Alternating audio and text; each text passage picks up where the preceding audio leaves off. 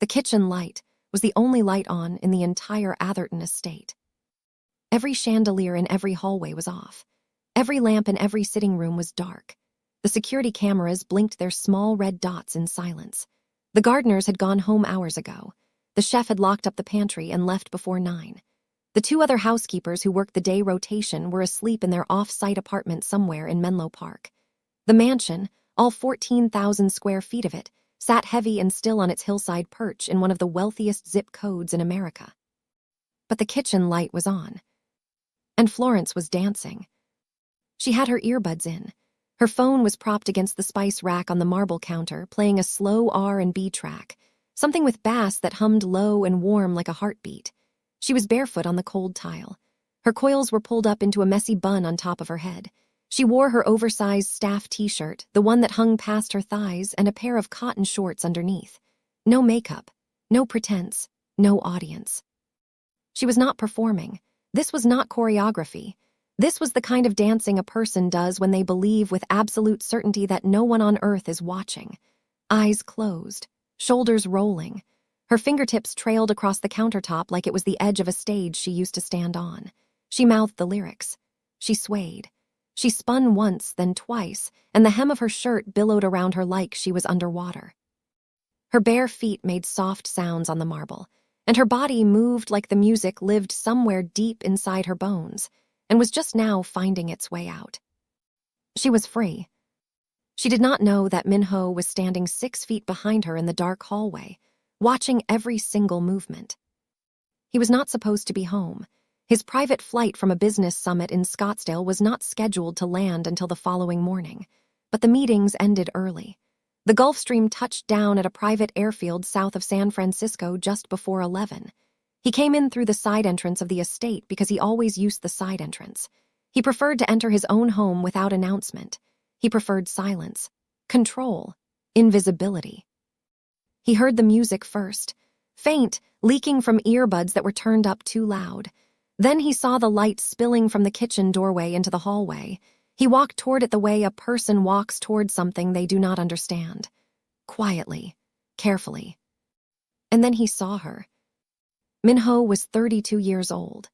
He was the sole heir and acting head of the Yoon family empire, a dynasty built across 3 decades on commercial real estate holdings, tech acquisitions, and private equity portfolios that stretched from Silicon Valley to Manhattan. The business press called him the silent king of Silicon Valley because he almost never spoke publicly, declined every interview request, and had a reputation for controlling entire rooms full of powerful people without ever raising his voice above a conversational tone. He was tall, sharp-jawed. Black hair pushed back off his forehead with the kind of effortless precision that probably took more effort than he would admit. His eyes were dark and steady and gave absolutely nothing away. He stood in the hallway in his travel clothes, a dark cashmere pullover and black trousers, and he watched his maid dance alone in his kitchen at midnight. He did not move. He did not speak. He just watched. Something was happening behind his eyes, something shifting like tectonic plates deep underground. He did not understand it. He did not like it, but he could not look away. Florence spun again. Her hand floated through the air. Her lips moved around lyrics he could not hear, and then the song must have changed because her rhythm shifted. Slower now, heavier. She was not just dancing anymore. She was feeling something. Her face changed. Her brow creased. She brought her hand to her chest like she was holding something there, something invisible and heavy, and she swayed with it, carried it, danced with the weight of it. Then she opened her eyes. She saw him. The scream that came out of her mouth was sharp enough to cut glass. Her phone clattered off the counter and hit the marble floor. The music stopped. She stumbled backward, her lower back slamming against the counter edge, and she gripped it with both hands. Her chest heaved. Her eyes were wide and wild with panic. Minho did not flinch. He did not step forward. He did not apologize for startling her. He stood completely still in the doorway, and for a long, unbearable moment, neither of them spoke. Then he said one sentence. His voice was so low it barely traveled across the kitchen. "You dance like someone who has lost something." Florence stared at him. Her heart was hammering so hard she could feel it in her throat. She had worked in this house for 5 weeks. 5 weeks of cleaning rooms she could never afford to sleep in, polishing surfaces that reflected a life that would never be hers. In all that time, she had spoken to Min-ho exactly once. The day she was hired. He had looked at her for 3 seconds, said, "Don't touch anything in my office," and walked away. That was it. That was the entirety of their relationship. Now he was standing in the dark doorway of his own kitchen, looking at her with those unreadable eyes, and saying something that reached into her chest and grabbed hold of something she had spent months trying to bury. She did not answer. She bent down, snatched her phone off the floor, mumbled something that might have been an apology, and rushed past him out of the kitchen. As she passed, close enough to feel the warmth coming off his body, she caught a scent. Cedar and something expensive she could not name. Something that did not belong in the same sentence as her life. She practically ran down the hallway toward the staff quarters. Min-ho stood alone in the kitchen. He looked at the spot on the marble where she had been standing. He looked at the spice rack where her phone had been propped. He stood there for a long time, longer than made any kind of rational sense, and then he pulled out his phone. He called Mrs. Cho, his head of household staff, a sharp-tongued Korean woman in her late 50s who had managed the estate for 11 years and who answered her phone at any hour without complaint. "The new maid," Min-ho said. "Florence, tell me everything about her." Here was what Mrs. Cho's file said, and what Min-ho would learn within the next 12 hours. Florence Adami was 26 years old, born in Detroit, Michigan, raised by a single mother who worked double shifts at a hospital laundry service. She grew up singing in church, then in school talent shows, then in open mic nights at small venues around Detroit. By 23, she had built a growing following online. Her YouTube videos, just her and a microphone in her bedroom, had tens of thousands of views. People shared her covers and original songs with captions like, "Why is nobody talking about this girl?" and "She's going to be famous, remember this post." A mid-level record label in Los Angeles had started showing interest. Everything was moving. Everything was building. Then a man named Terrence Whitaker happened. He called himself a manager. He inserted himself into her life with promises and contracts and industry connections that turned out to be mostly fiction. Over the course of 6 months, he gained access to her savings, her demo recordings, and her trust. Then he vanished. He took $14,000. He took every master recording she had ever made. He took her contacts, her momentum, and the fragile, hard-won confidence she had spent years building. Florence was left with nothing. No money, no music, no proof that any of it had ever existed. She could not afford a lawyer. She could not afford rent.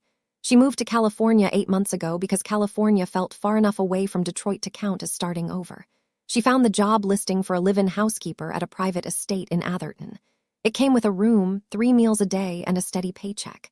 She applied. She got hired. She told herself she was done with music. Done performing, done dreaming. But every night, when the house went dark and the world forgot she existed, Florence danced alone in the kitchen. Because her body would not let her stop. Because the music was still inside her, even if she pretended it was not. And now Min-ho knew. Now here is what I need to know from you.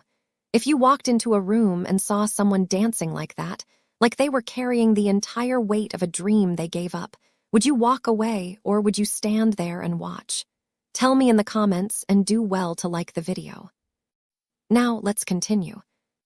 Florence woke up the next morning with a knot in her stomach so tight she could barely eat breakfast.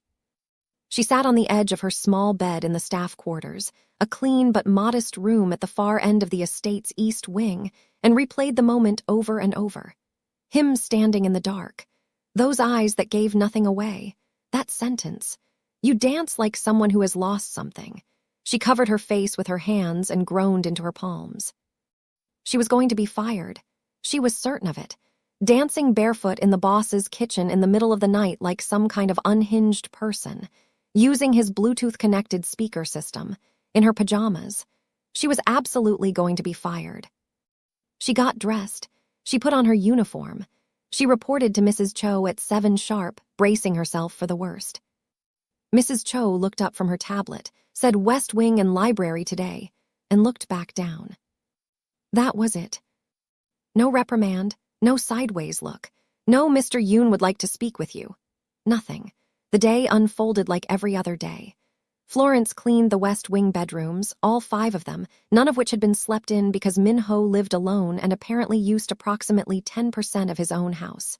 She dusted the library shelves. She vacuumed the second-floor hallway. She avoided the kitchen like it was a crime scene. She did not see Min-ho once. But Min-ho saw her. He was in his home office on the 2nd floor, a room with dark wood paneling and 3 monitors on his desk, on a conference call with a group of investors in Manhattan. They were discussing the acquisition of a commercial real estate portfolio that included properties in Palo Alto and Bellevue, Washington. It was worth north of $200 million. It required Min-ho's full attention. Min-ho was not giving it his full attention. His chief financial officer, a sharp Korean-American man named James, was on the call from his own office in San Francisco. James had worked with Min-ho for 6 years. He knew Min-ho's rhythms the way a musician knows time signatures, and he could tell even through a screen that something was off. Min-ho's responses were a half-beat slower than usual. His eyes drifted. He ended the call 10 minutes early, which in 6 years of working together had never happened. Not once. After the call, Min-ho sat at his desk and opened his laptop browser. He typed Florence Adami into the search bar. He found her old YouTube channel, 14 videos. The most recent one was 9 months old. He found her Instagram, inactive since the same time. He found a small article from a Detroit arts blog that had featured her in a local artists to watch column 2 years ago. Then he pressed play on one of her YouTube videos. It was filmed in what looked like a bedroom. Cheap curtains in the background, a ring light that cast slightly uneven light across her face. She sat on a stool with a microphone on a simple stand in front of her. She wore a plain white t-shirt. No production, no effects, just her. She sang. And Min-ho, a man who had sat across negotiation tables from some of the most powerful people in America without flinching, felt his hand freeze halfway to his coffee cup. Her voice was extraordinary, not just good, not just technically skilled. It had a texture to it, a rawness, a depth that made the air in the room feel different. She sang a neo-soul ballad, something about leaving home and trying to find a version of yourself that the world had not touched yet. Her eyes closed as she sang. Her body swayed slightly. It was the same thing he had seen in the kitchen. The music was inside her. It was part of her biology. He watched 3 more videos, then 4 more, then all 14. He read the comments, hundreds of them. Where did you go? Please come back. I've been checking this channel every week for months. Are you okay? This girl has the most slept-on voice on the entire internet. Someone sign her before I lose my mind. Then the videos stopped, 9 months ago, like someone had reached into her life and pulled the plug. Min-ho closed the laptop. He sat very still in his chair for a long time. That evening, Florence was setting the formal dining table. Min-ho always ate in his office. Always. In 5 weeks, she had never once set the dining table for actual use. But Mrs. Cho had told her to set it tonight, so she set it. She was placing the last piece of silverware when Min-ho walked in. He sat down, at the dining table, alone, like it was something he did every night, even though they both knew it was not. Florence served the meal. Her hands were steady, but her pulse was not. She set the plate down carefully. She poured water into his glass. She did everything exactly as she had been trained to do. Professional, invisible, background. She turned to leave. You stopped singing 9 months ago. Florence froze mid-step. Her back was to him. Why? It was not a question the way most people ask questions. There was no upward inflection, no curiosity in his tone. He said it like a fact that was missing its other half, like an equation with a blank space where the answer should be. Florence stood very still. She could feel his eyes on her back. She did not turn around. That's none of your business, Mr. Yoon. She walked out of the dining room. Her heart was slamming against her ribs so hard she was surprised he could not hear it. Min-ho watched her leave. He picked up his fork. He set it back down. He looked at the doorway she had disappeared through. In 32 years of life, across boardrooms and deal tables and private meetings with governors and tech moguls, and people who shaped the American economy. Almost no one had told Min-ho that something was none of his business. People answered his questions. People gave him what he wanted. That was how the world worked when you were Min-ho. Florence Adami, his maid, had just set a boundary with him and walked away without looking back. He leaned back in his chair, and for the first time in longer than he could remember, the corner of his mouth moved. Not quite a smile, but close. Meanwhile, 6 hours south in Beverly Hills, Min-ho's mother was already making plans. Seo-yoon was 61 years old and lived in a penthouse that overlooked the city like a throne overlooking a kingdom. She was elegant in the way that certain Korean women of immense wealth are elegant, every detail controlled, every surface polished, every emotion filed away behind perfect posture and designer clothes. She had been the architect of the Yoon family's social positioning for 3 decades. She had managed her late husband's public image. She had cultivated relationships with every powerful Korean family on the West Coast, and she had exactly one remaining project that she considered unfinished: her son's marriage. Min-ho was 32, unmarried, unattached as far as she knew. She had been arranging introductions for 2 years, daughters of shipping magnates, granddaughters of soul-banking families who had relocated to the States, women with degrees from Stanford and Wharton who came from bloodlines that would strengthen the Yoon name. Min-ho had declined every single one. Seo-yoon was patient, but patience, like everything else in her life, had a limit. Over the next week, something subtle shifted inside the Atherton estate. It was not dramatic, it was not obvious, but Florence felt it the way you feel a change in air pressure before a storm. Min-ho started appearing. Not in meetings, not on phone calls behind closed doors. He started appearing in the physical spaces of the house in ways he never had before. She would be polishing the glass railing on the second-floor landing, and he would walk past slowly, heading nowhere in particular. She would be restocking the linen closet near the garden terrace, and he would be standing outside on the terrace, looking at his phone but not really looking at his phone. She would be wiping down the kitchen island, and he would walk in to get water, pour it slowly, and leave without saying a word. He never spoke to her during these appearances. He did not need to. His presence was the message. He was orbiting her, quietly, deliberately, like a planet adjusting its trajectory and pretending it had always been on this path. Florence noticed. Of course she noticed. She noticed the way he moved, unhurried and precise, like every step he took was calculated. She noticed that he smelled like cedar every single time he passed. She noticed that his hands were always still, never fidgeting, never restless. She noticed things she had no business noticing about a man who signed her paychecks. It made her nervous. It confused her. It made her feel seen in a way she had not felt in a very long time, and that terrified her more than anything. Then came the dinner. Min-ho hosted a private gathering at the estate for a group of tech investors and venture capitalists. It was not a party. It was a high-stakes business dinner designed to finalize terms on the acquisition of a major commercial real estate portfolio across Palo Alto and Bellevue. The guests were powerful men and women in dark suits and designer dresses. They drank expensive wine. They laughed the way wealthy people laugh, controlled, performative, aware of who was listening. Florence was part of the serving staff that evening, along with 2 other temporary workers Mrs. Cho had brought in for the event. She wore her black service uniform. Her hair was pulled back neatly. She moved through the room the way she had been trained, invisible, efficient, present but unseen. She was clearing a set of appetizer plates from a side table when a hand closed around her forearm. She looked down, then up. The hand belonged to a man named Craig Whitfield, American, mid-50s, red-faced from wine. He was a real estate investor from Scottsdale who had been trying to get a seat at Min-ho's table for over a year. He had finally been invited, and he was celebrating by drinking too much and talking too loud. He did not let go of her arm. "Hey, sweetheart," he said. His words were slightly slurred. "You should smile more. The help around here is a lot prettier than it used to be." Florence felt the words land on her skin like something dirty. She knew this feeling. She had felt it before in other jobs, in other rooms, in other moments where men with power treated women without power like decorations. She did what she had always done. She kept her face neutral.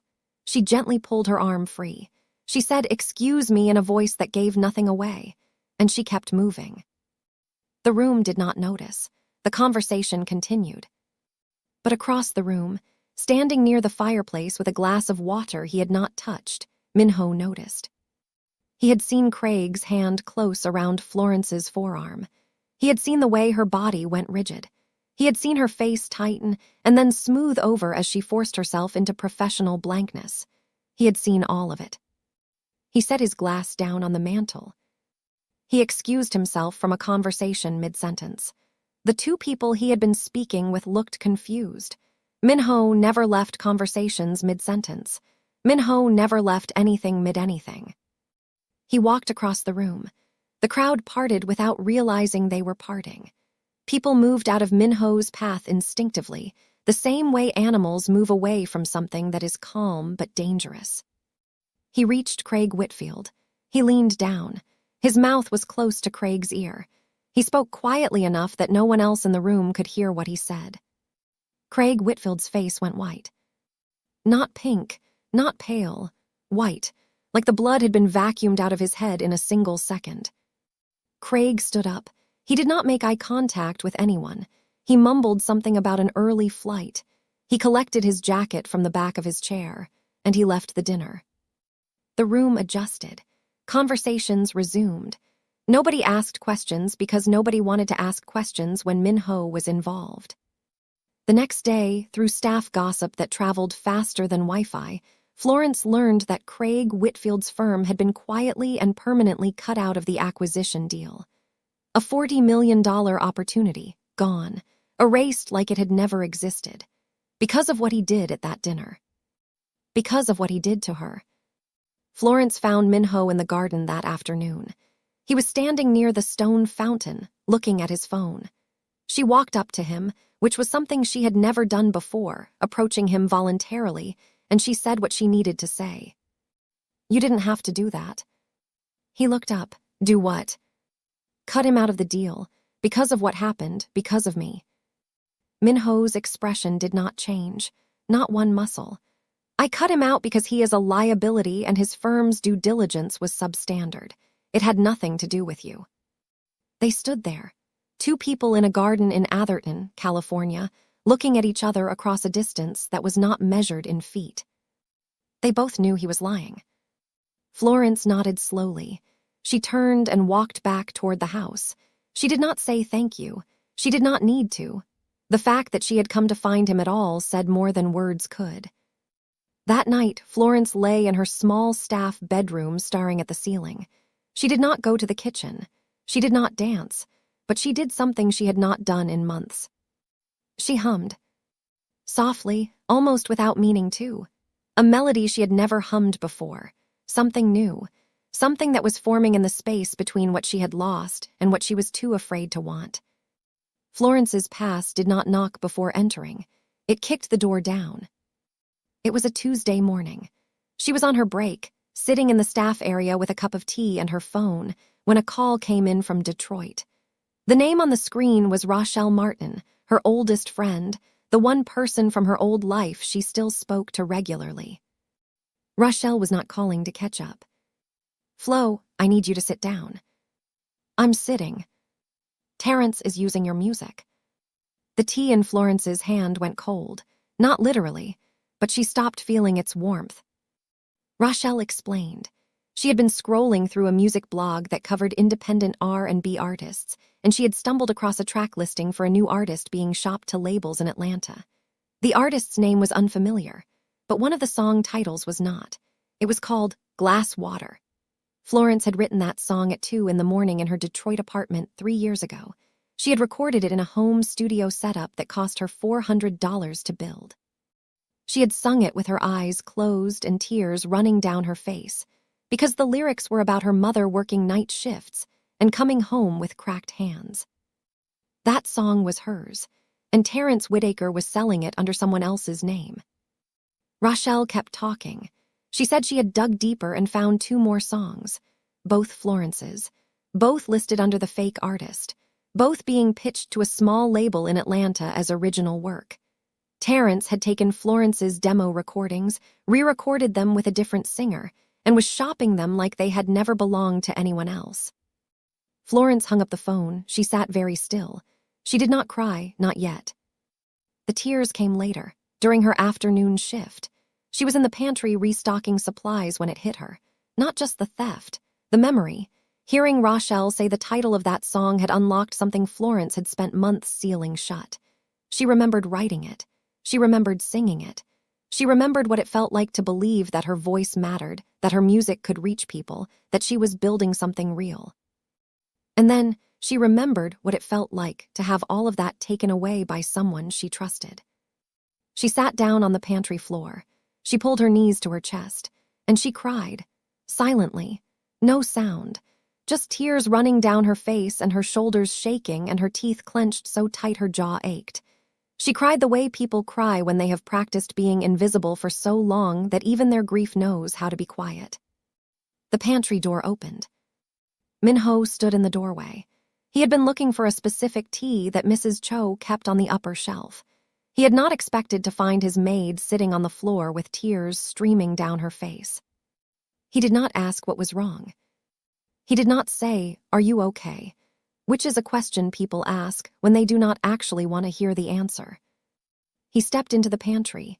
He closed the door behind him, and he sat down on the floor across from her, his back against the opposite shelf. His legs stretched out in front of him. His suit probably cost more than everything Florence owned combined, and he sat on a pantry floor in it without hesitation. He did not speak, he did not reach for her, he just sat there, present, silent like an anchor. Florence cried until she could not cry anymore. It took a while.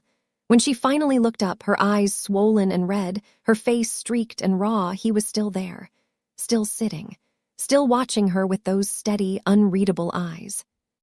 "Whatever it is," he said quietly, "you do not have to carry it alone, not in this house." Something about the way he said it, not as a command, not as a platitude, but as a simple statement of fact, broke something loose in Florence.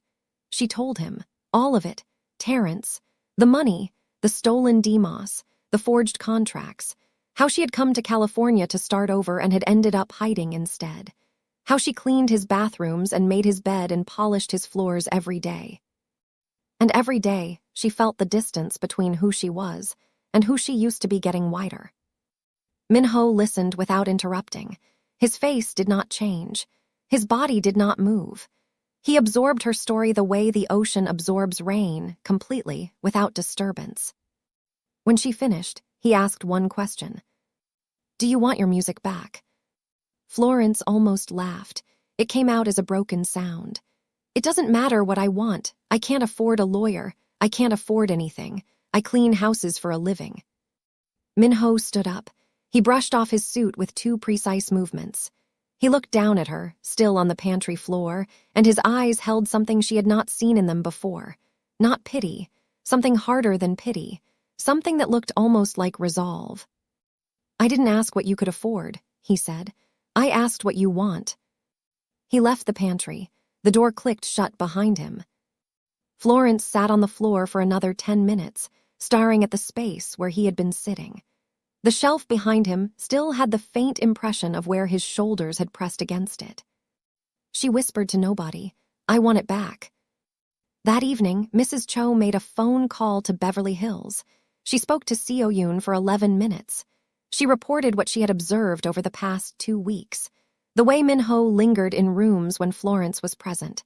The way he had sat on the pantry floor. The way the air in the house had changed. Seo Yoon listened in silence. When Mrs. Cho finished, Seo Yoon said 3 words.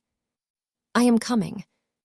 Seo Yoon arrived at the Atherton estate on a Thursday morning in a black Mercedes sedan driven by a personal chauffeur. She wore a cream-colored Chanel suit. Her hair was pinned in a low chignon. Her posture was so perfect it looked architectural. She walked through the front door of her son's home without knocking because Seo Yoon did not knock on doors. Doors opened for her. Florence was vacuuming the second-floor hallway when Mrs. Cho appeared and told her that Minho's mother was downstairs and wanted to meet all current household staff. Florence had never met Seo-yoon. She had heard about her, the way staff always hears about the people who pay the bills. She knew Seo-yoon was powerful. She knew Seo-yoon was particular. She did not know that Seo-yoon was there specifically because of her. The meeting happened in the main sitting room. Florence stood with her hands clasped in front of her, while Seo-yoon sat in a cream armchair and looked at her. Seo-yoon's eyes moved over Florence the way a jeweler examines a stone, not with curiosity but with assessment. She took in Florence's uniform, her posture, her skin, her hair, her hands. She took in everything and assigned it a value, and Florence could feel with absolute clarity that the value Seo-yoon assigned was low. "You are from Detroit," Seo-yoon said. It was not a question. "Yes, ma'am." "And before this position, what did you do?" "I worked various jobs, retail, food service." "And your education?" "I attended community college for 2 years. I did not finish." Seo-yoon nodded. Every answer confirmed something she had already decided. Every answer widened the gap between Florence and the world Seo-yoon occupied. "My son runs a very important household," Seo-yoon said. "The people who work in it are a reflection of his standards. I trust you understand that." "Yes, ma'am." "Good." That was the end of the meeting. Polite on the surface, absolutely devastating underneath. Every question had been a measurement. Every measurement had been a reminder. You are the help. Know your place. Florence walked out with her dignity intact. She did not shrink. She did not stammer. She answered honestly and then excused herself to continue her work. Her face was calm. Her hands were steady. This infuriated Seo-yoon more than rudeness ever could. She had wanted Florence to crumble. Florence had refused. That evening, behind the closed door of Minho's office, mother and son had a conversation that was quiet on the surface and violent underneath. Seo-yoon told Minho that she had arranged a formal introduction with Yoona Beek, the daughter of a Korean shipping magnate whose family was based in San Francisco. The Beek family was worth billions. A union between the Yoons and the Beeks would create one of the most powerful Korean business dynasties in America. "This is not a suggestion, Minho," Seo-yoon said. "This is the next step for our family. Yoona is accomplished. She is appropriate. She is your future." Minho sat behind his desk. His face gave nothing away. "I will meet her." He did not refuse. He did not argue. He did not mention Florence. He gave his mother nothing to fight against because Minho understood something most people did not. The best way to deal with a force like Seo-yoon was not to push back. It was to give her so little resistance that she had nothing to grip. Seo-yoon left the estate that evening feeling victorious. She should not have. Because the next morning, without telling Florence, without telling anyone except James, Minho made a phone call to one of the most respected entertainment lawyers in Los Angeles. Her name was Priscilla Navarro.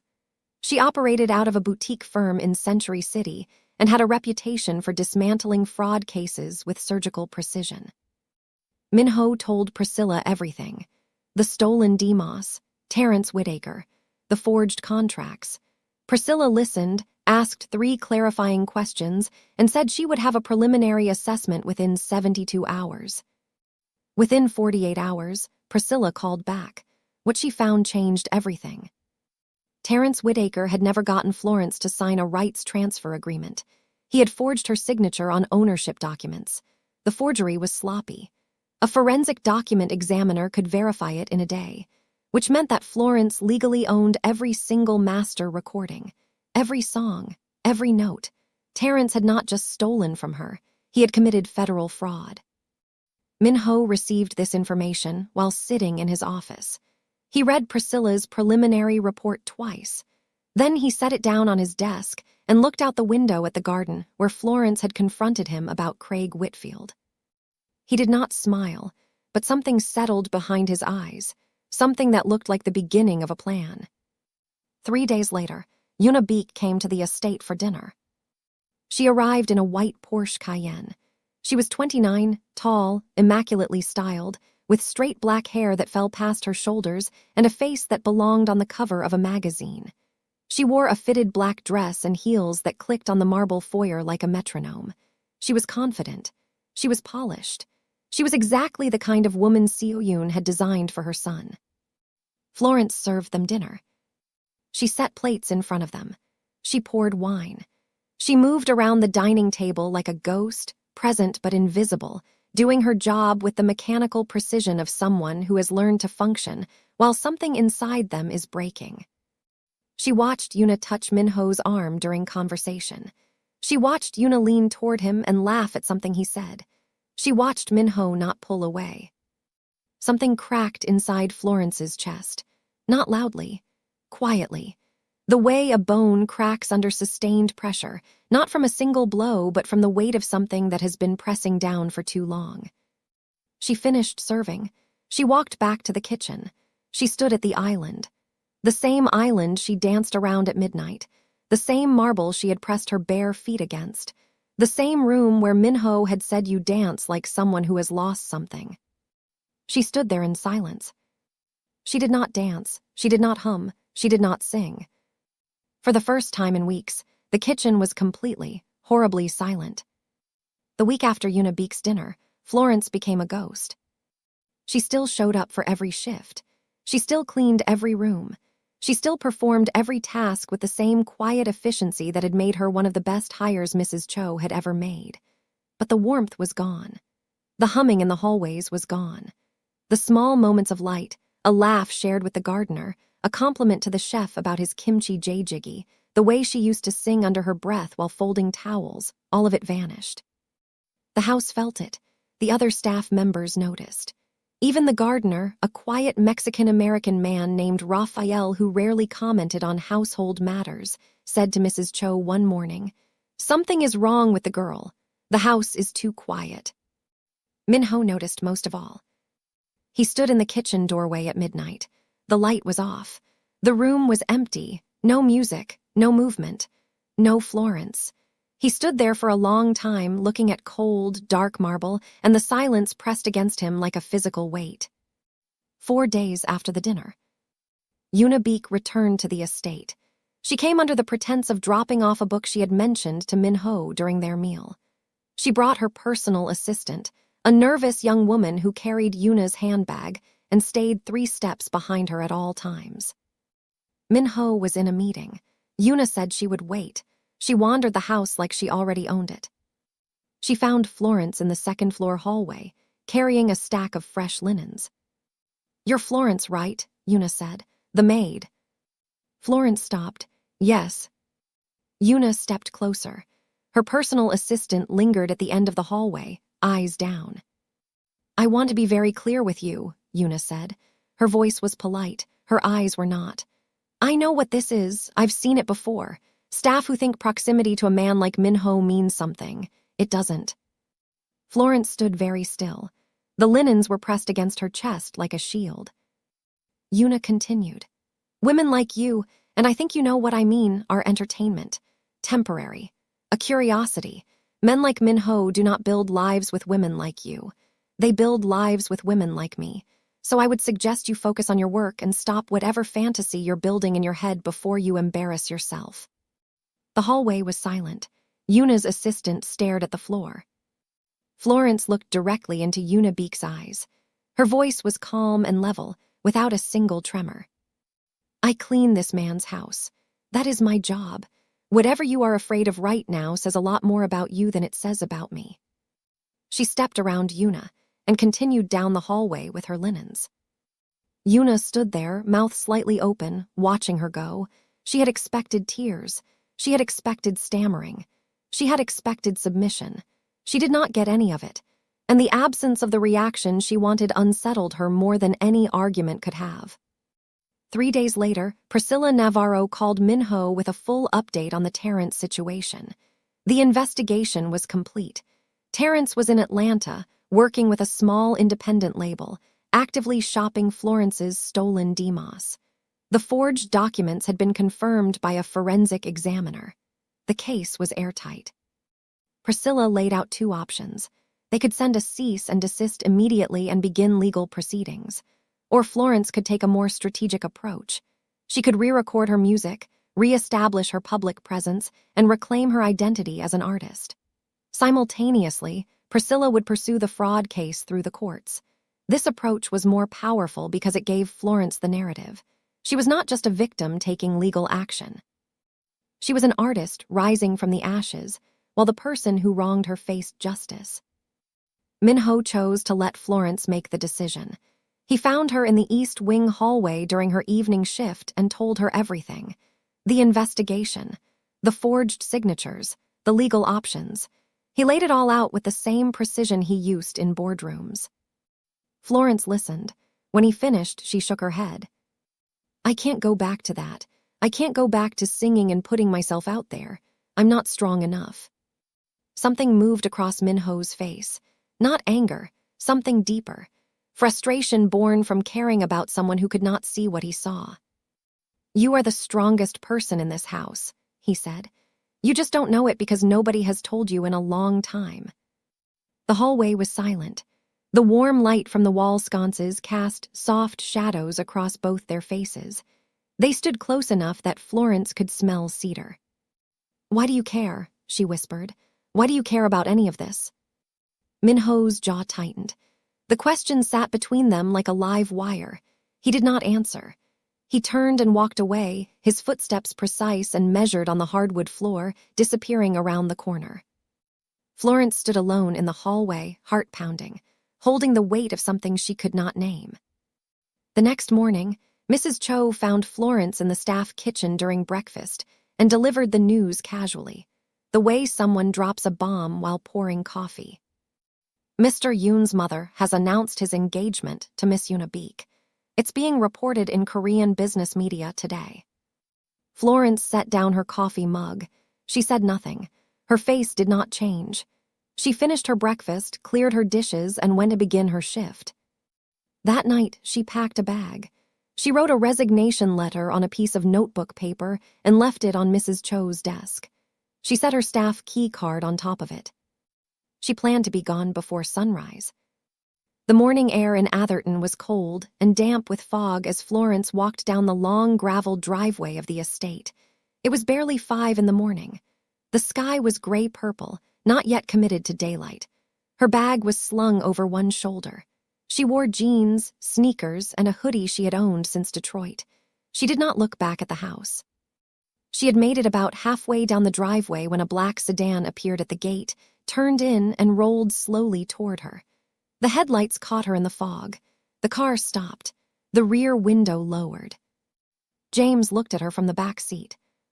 Get in the car, Florence. No. He didn't agree to it. Florence stopped walking. The bag slid down her shoulder. What?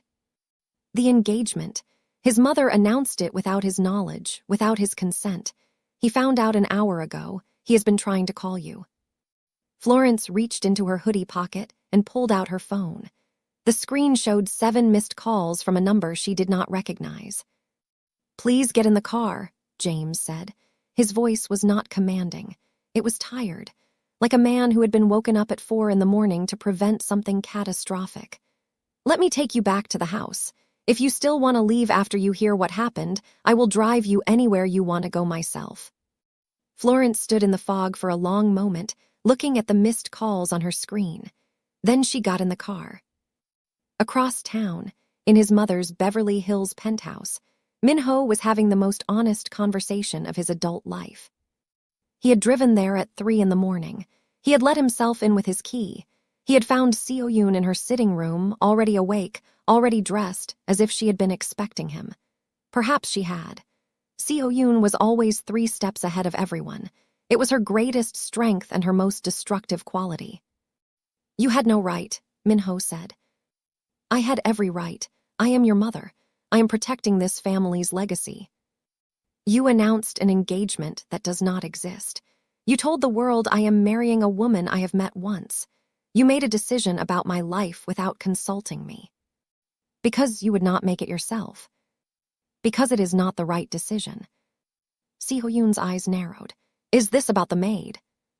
Minho looked at his mother, and for the first time, he did not deflect. He did not redirect. He did not give her the cool, evasive non-answers he had perfected over 32 years. "This is about me," he said. "For the first time in my life, this is about what I want, not what you planned, not what serves the family portfolio, not what looks appropriate in Korean business media. Me." The room was silent. Seo-yoon sat very still in her chair. Her son had never spoken to her like this. Not once, not ever. "You will regret this," she said quietly. "Maybe," Minho said, "but it will be my regret, not yours." He stood up. He walked to the door. He stopped with his hand on the frame and said, without turning around, "Retract the announcement by noon, or I will do it myself, and I will make sure everyone knows why." He left. James brought Florence back to the estate. She sat in the kitchen. The same marble, the same room where everything had started and everything had broken and everything now hung suspended in uncertainty. She waited. She did not know what she was waiting for. She just knew she was not ready to leave. Not yet. Minho arrived home just after 7 in the morning. He walked into the kitchen. He stopped on the opposite side of the island. They looked at each other across the marble. Two people separated by money and culture and history and fear, and every logical reason why this should not work. Minho spoke first, and what he said was not calculated. It was not strategic. It was not filtered through the disciplined machinery of a man who controlled billion-dollar empires. It was raw. "I watched you dance in this kitchen, and something broke open in me that I have spent my entire life keeping sealed. I have sat across from senators and CEOs and people who shape the American economy, and none of them have ever made me feel what I felt standing in that doorway watching you dance barefoot on this floor." Florence's eyes were filling with tears. She did not wipe them away. "I don't know how to do this," he continued. "I have never done this.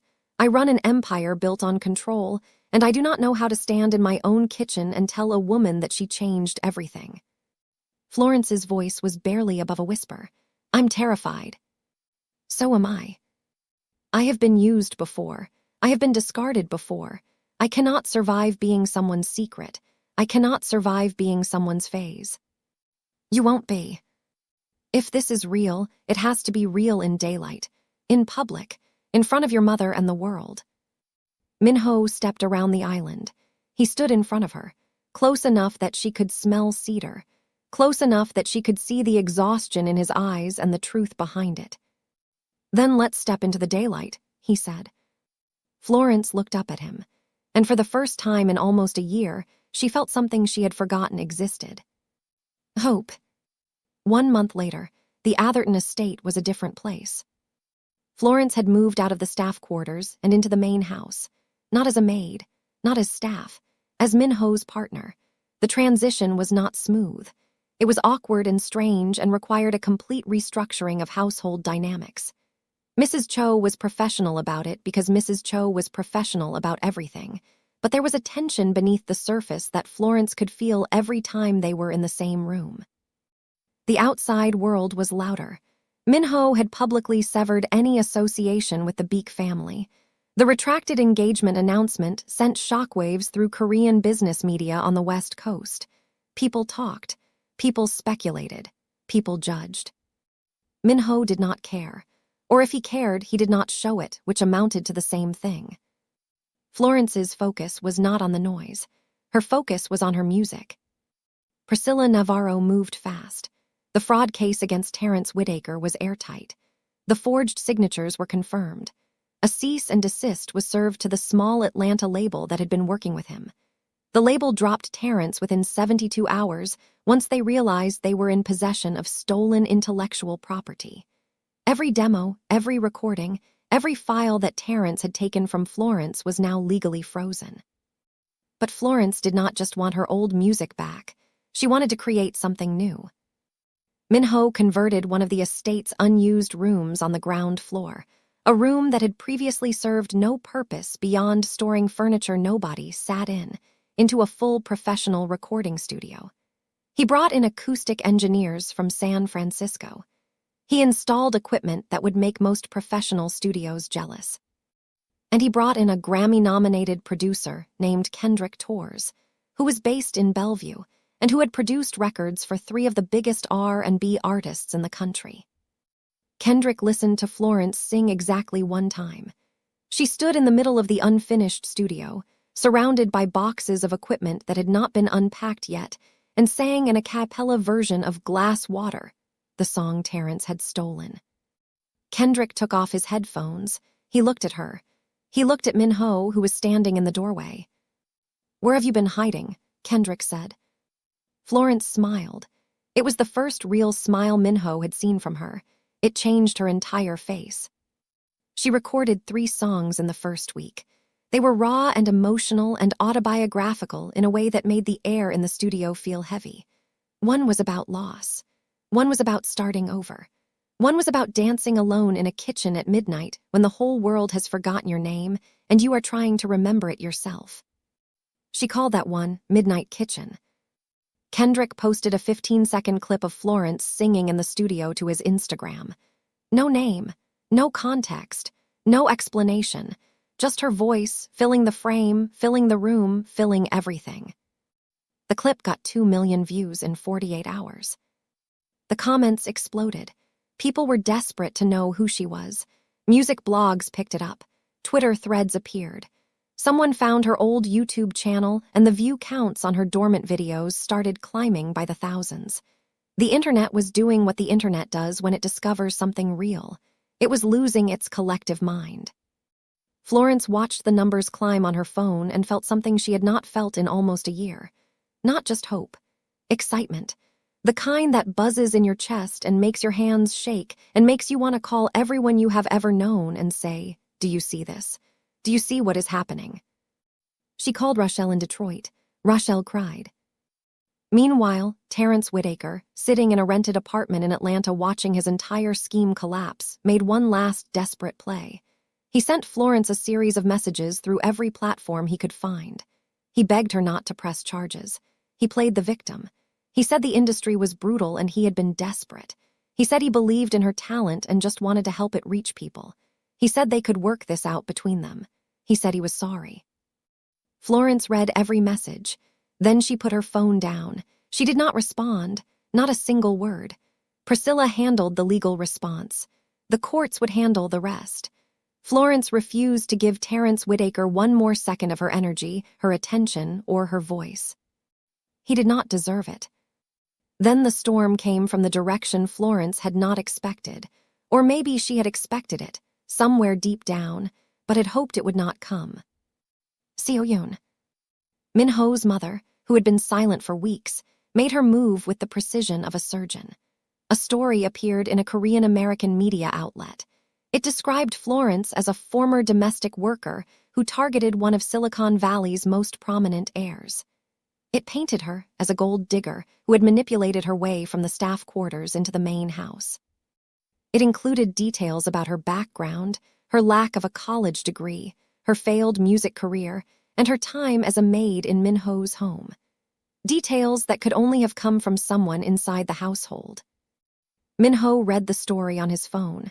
His face did not change, but his hand tightened around the device until his knuckles went white. He made 2 phone calls. The first was to a media response team that handled crisis communications for his company. The second was to Mrs. Cho. Mrs. Cho answered on the 3rd ring. Min-ho asked one question. Mrs. Cho, to her credit, did not lie. She admitted she had been providing information to Seo-yoon for weeks. She said she had done it out of loyalty to the family. She said she believed she was protecting Min-ho. Min-ho listened. When she finished, he said, "You are no longer welcome in my home. Your final paycheck will be deposited by Friday." He hung up. Mrs. Cho packed her desk within the hour. Florence learned about the article from Kendrick, who had seen it shared on Twitter. She sat in the studio and read it on her phone. Every word, every lie dressed up as concern, every detail that had been weaponized to make her look small. She did not cry. She did not rage. She did not call a publicist. She did not issue a statement. She went on Instagram Live. It was her first public appearance in almost a year. No makeup, no ring light, no production. Just Florence sitting in the studio Min-ho had built for her with a microphone in front of her. She did not address the article. She did not mention Seo-yoon. She did not defend herself. She did not explain. She sang. She sang Midnight Kitchen, all 4 minutes and 37 seconds of it. Her voice filled the live stream. It poured through phone speakers and laptop speakers and Bluetooth headphones across the country. 500,000 people watched in real time. The comments moved so fast they were unreadable. When she finished, she looked directly into the camera. Her eyes were clear. Her voice was steady. "I'm back." She ended the stream. The clip was everywhere within an hour. Every music blog, every entertainment page, every corner of the internet that cared about talent and authenticity and the kind of voice that makes you stop whatever you are doing and listen. The Korean-American media outlet quietly took down the hit piece by the end of the day. Nobody asked them to. They did it because the narrative had shifted so completely and so fast that continuing to host the article would have made them look foolish. Seo Yoon, watching from her Beverly Hills penthouse, saw the live stream. She saw 500,000 people fall in love with a woman she had tried to erase. She saw the comments. She saw the tears. She saw what 500,000 strangers saw. She saw a star. 3 months later, Florence stood backstage at a luxury resort in Scottsdale, Arizona, and tried to stop her hands from shaking. She was wearing a simple black dress. Her coils were out and full and framing her face like a crown. Her makeup was minimal. She wore small gold earrings that Minho had given her the week before, not diamonds, not anything ostentatious, just simple gold hoops that caught the light. She looked like herself. That was the whole point.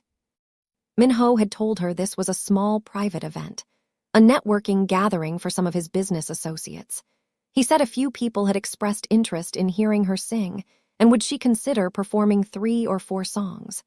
She said yes because she trusted him, and because she had learned over the past 3 months that Minho did not ask for things unless they mattered. She did not know what he had actually done. She walked through the backstage curtain and into the venue, and she stopped breathing. The room held 200 people, not business associates, not casual networkers, music industry executives, A&R representatives from 3 major labels, cultural tastemakers and music journalists she recognized from her years of reading industry blogs and dreaming about a life that had seemed permanently out of reach. Kendrick Torres was there. Priscilla Navarro was there.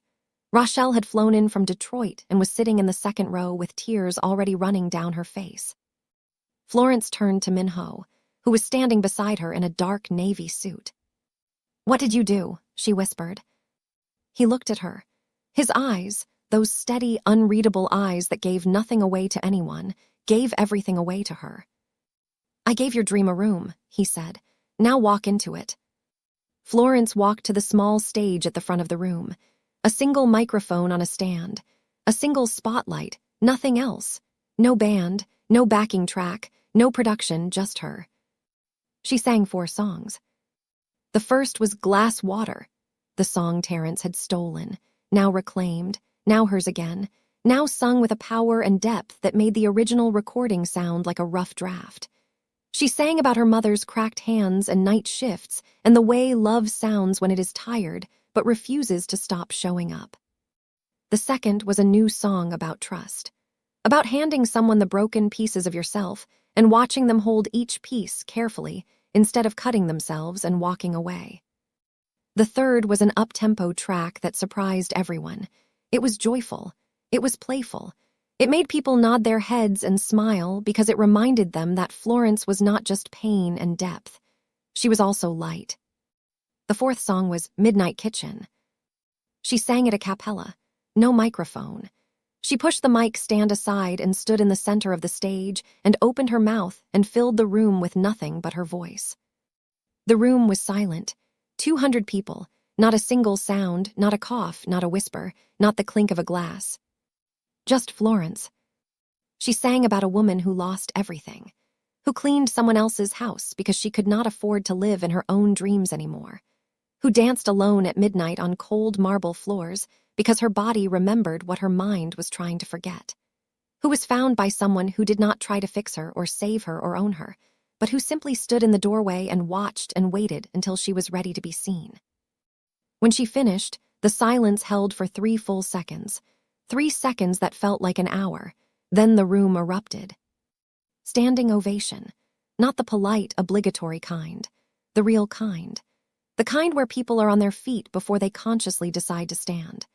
The kind where hands are clapping and eyes are wet and people are turning to each other saying, "Who is she?" Even though they already know, because Kendrick's clip had been everywhere for months, because the live stream had been everywhere, because Florence Adami was no longer a secret. 3 different labels approached her before she stepped off the stage. A&R executives handed business cards to Priscilla, who collected them with the calm efficiency of a woman who had expected exactly this outcome. Kendrick stood in the back of the room with his arms crossed and a grin on his face that said, "I told you so," to no one in particular. But the moment that no one in that room expected, the moment that would be talked about for months afterward, came from the back of the venue. Seo-yoon was there. Minho had not invited her. She had found out about the event through her own channels because Seo-yoon always found out and she had come on her own. She stood in the very last row, near the exit, as if she wanted to be able to leave without being noticed. She had not left. She had stood there through all 4 songs.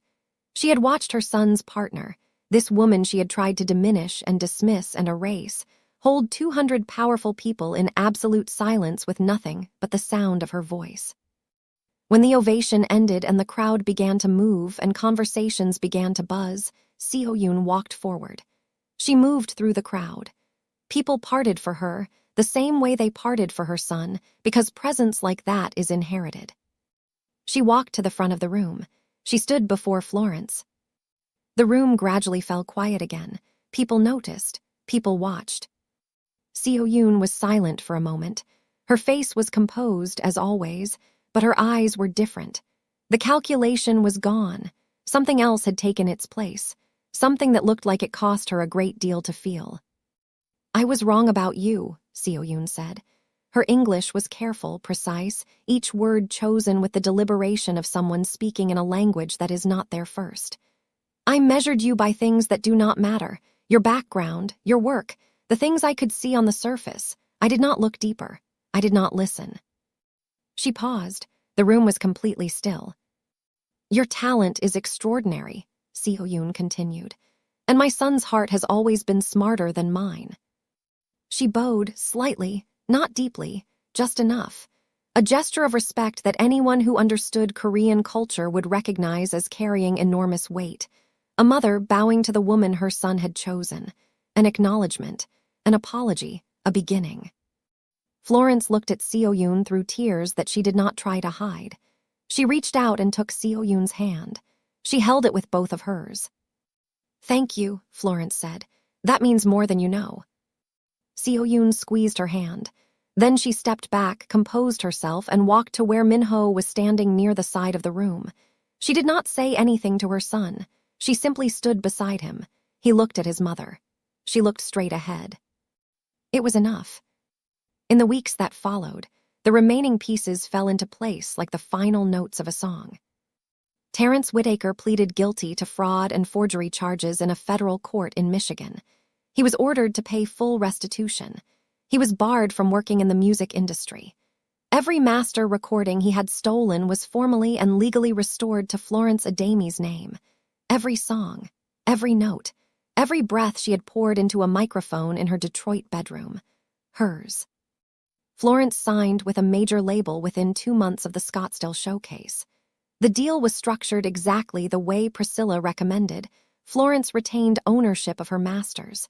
She would never again be in a position where someone could take her music from her. That was non-negotiable. The label agreed because they wanted her badly enough to agree to anything. Her debut album was titled Midnight Kitchen. It debuted at number 4 on the Billboard 200. The lead single, a re-recorded and reimagined version of Glass Water, was streamed 80 million times in its first month. Music critics called her voice a revelation and the most emotionally authentic debut in a decade. She performed on 2 late-night shows within the first 6 weeks. Both performances went viral. Both times, she wore simple clothes and sang with her eyes closed and her body swaying, exactly the way she had always sung. exactly the way she had danced alone in a kitchen when she believed no one was watching. Minho watched both performances from the green room backstage. He did not go on camera. He did not make himself part of the narrative. He stood in the background, arms crossed, watching her do what she was born to do, and he let her shine without casting his shadow across it.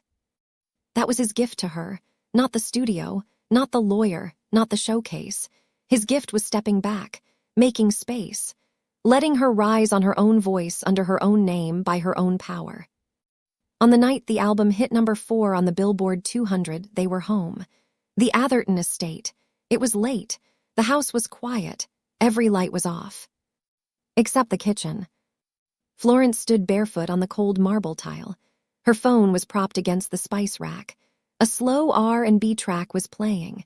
She wore an oversized t-shirt and cotton shorts. Her coils were loose and wild. Her eyes were closed. She was dancing. Not performing, not rehearsing, not creating content for a camera, just dancing.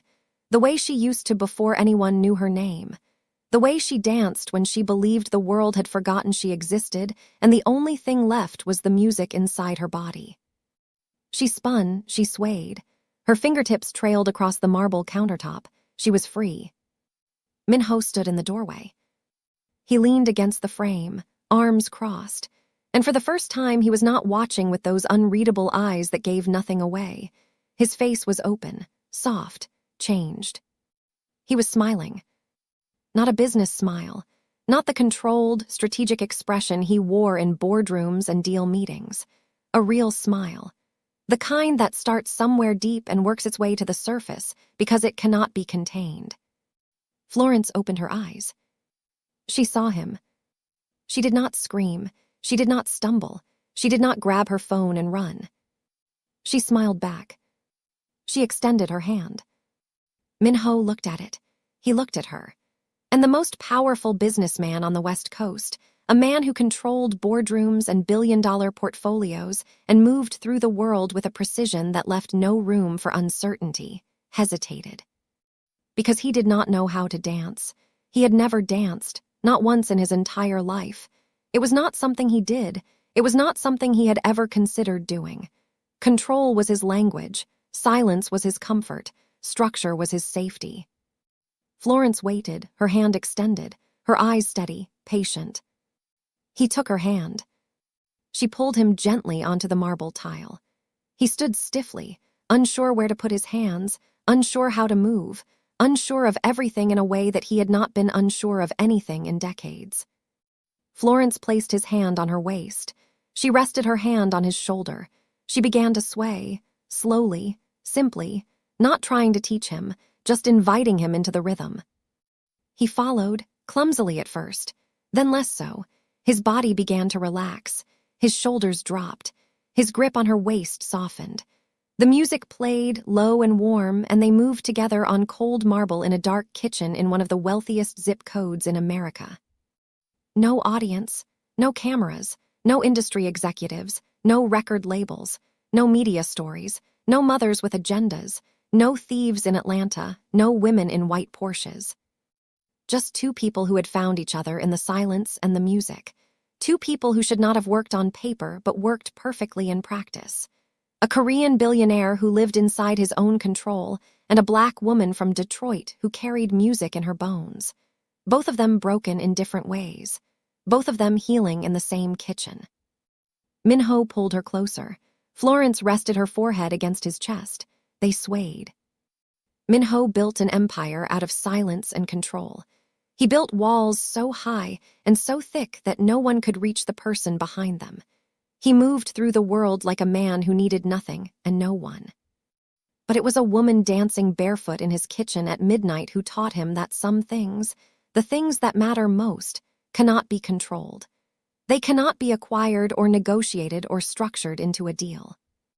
They can only be felt. Florence never stopped dancing in that kitchen. Some nights she danced alone. Some nights she danced with him. Some nights she sang while she danced, and her voice echoed off the marble and filled the whole house with something that no amount of money could buy. And Minho never stopped watching. Not from the shadows anymore. not from doorways. He stood right beside her, learning how to move, learning how to feel, learning that the most powerful thing he would ever do was not closing a deal or acquiring a company. It was taking her hand and stepping into the music.